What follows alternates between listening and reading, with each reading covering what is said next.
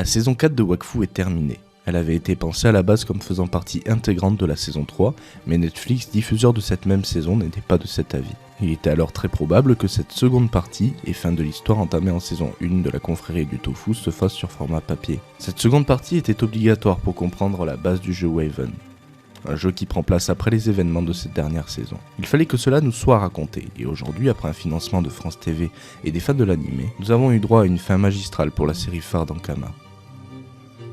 Plutôt la fin d'une ère, d'une époque d'animation pour la série.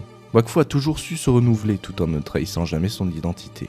La série animée est terminée, mais ce n'est pas la fin pour Yugo, qui aura droit à des comic books pour clôturer son histoire. Cette dernière aventure aura la lourde tâche de faire la transition entre l'ère du Wakfu et de l'ère du Waven.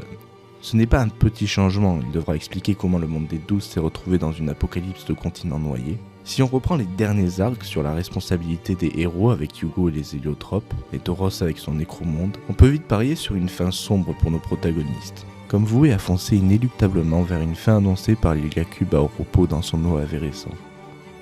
Tot, à la tête de la série depuis le tout début, a annoncé vouloir une happy end pour la série animée, car la réelle fin serait bien trop sombre et que le montrer en animation, avec la force émotionnelle, musicale et visuelle, s'apparenterait à de la torture pour les fans de ces mêmes personnages. Tout est réfléchi et pensé depuis longtemps, d'après moi, si on prend en compte que cette saison 4 aurait dû faire partie de la troisième.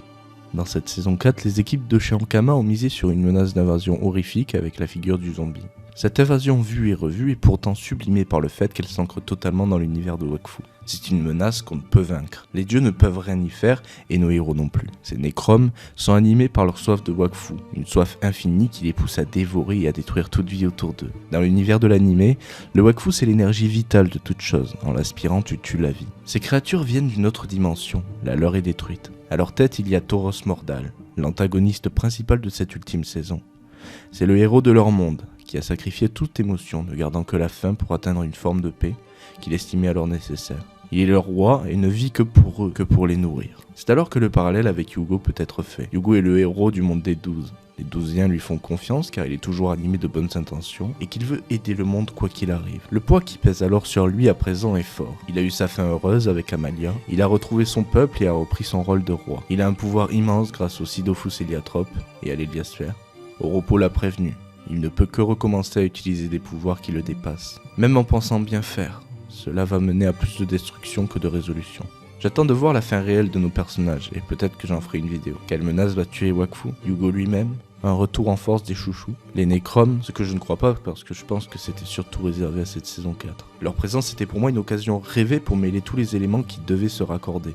Je veux dire, cette menace a réuni Adamai et Kilby, pourtant en froid à Yugo, a amené à développer l'histoire et la personnalité de la déesse Héliatrope, du passif complexe de Nora et de son frère dragon Ephraim. Surtout au-delà de tout ça, cette nouvelle menace a été à de multiples reprises un avertissement à Yugo qui, avec son utilisation du stasis, de l'héliasphère et des dofus primordiaux, n'a pas totalement pris conscience de celui qu'il va devenir.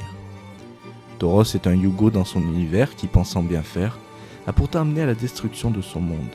Cette saison est l'accomplissement de tout ce qui a été construit dans les précédentes saisons, et cela s'imbrique parfaitement.